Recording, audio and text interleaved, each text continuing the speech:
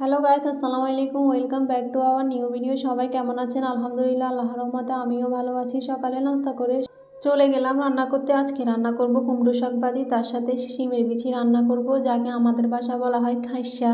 এখানে কুমড়ো শাক পাপে দিছি। কুমড়ো শাক ভাজি করার জন্য আগে পাপে দিতে হয়। তারপর কড়াই শুকনো মরিচ, পেঁয়াজ, রসুন হালকা ভাজি হয়ে আসলে লবণ হলুদ দিয়ে দিব। তারপর ভাপে দেওয়া শাকের ফানি জড়িয়ে এখানে দিয়ে দিব। কিছুক্ষণ নেড়ে ছেড়ে নামিয়ে নিব। তারপর শিমের বিচি রান্না করার জন্য তেল গরম হয়ে আসলে পেঁয়াজ রসুন কুচি কিছুক্ষণ নেড়ে ছেড়ে আগে থেকে মাছের ফেটি একটা ফ্রাই করে রাখছি, ওইটা দিয়ে দিব। তারপর লবণ হলুদ মরিচের গুঁড়ো দিয়ে কিছুক্ষণ নেড়ে ছেড়ে পানি দিয়ে দিব। এরপর শিমের বিচি দিয়ে দিব। এটা অনেকে পছন্দ করে না, অনেকে করে, কিন্তু আমার ফ্যামিলি সবাই অনেক পছন্দ করে। পছন্দ করার কিছুই নেই, কারণ যে দাম আমার মনে হয় মাছ গোস্ত থেকেও বেশি দাম। শীতকালে টমেটো ধনেপাতা মাছ দিয়ে ভেঙে রান্না করলে বেশ ভালোই লাগে। তবে তবে চিলতে বিরক্তই লাগে, কিন্তু বুদ্ধি থাকলে সমস্যা হয় না। গরম পানি দিয়ে ভিজিয়ে রাখলে সহজে চিলা হয়ে যায়। এখানে রান্না শেষ হলে ধনেপাতা দিয়ে নামিয়ে নিব। রান্না শেষে ঘরের সব কাজ শেষে আমরা উঠানে বসে আছি, দেখতেছি আমার মামাতো ভাই আসছে দুবাই থেকে। আসার পর আমাদের বাড়িতে আসছে আম্মুকে দেখতে। মামাতো বোন আর মামাতো ভাই আসছে, দেখে তো আমরা অবাক। হঠাৎ করে আসছে, বলে আসে নাই, আমরা তো দেখে অবাক হয়ে গেছি। তো আর কি, নাস্তা পানি করে চলে গেছে, খাওয়া দাওয়া করে নাই। অনেকবার বলার পরেও ওনারা হঠাৎ করে আসছে আর দুপুরে খাওয়া দাওয়া করে নাই।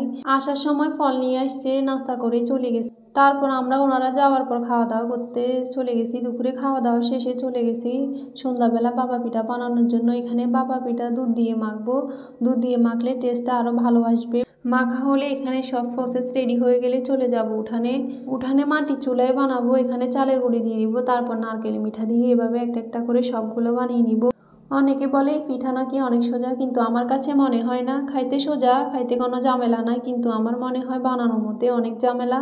কিছুদিন আগে বানাইছি, মন মতো হয় নাই, তাই আজকে আবার বানাইলাম। আমরা শীত আসলে অনেকবারে বানাই খাই, আর শীত আসলে বাবা পিঠা না খাইলে মনে হয় না শীত আসছে। আমি আগে বাবা পিঠা বানাইতে পারতাম না, কেমনে বানাই তা জানতাম না। তবে আমি আমার বড় মামি থেকে শিখছি, তখন থেকে আলহামদুলিল্লাহ পারি। আর এমনি তো শীত আসলে এরকম চুলার পাশে বসে বাবা পিঠা না খাইলে মনই ভরে না।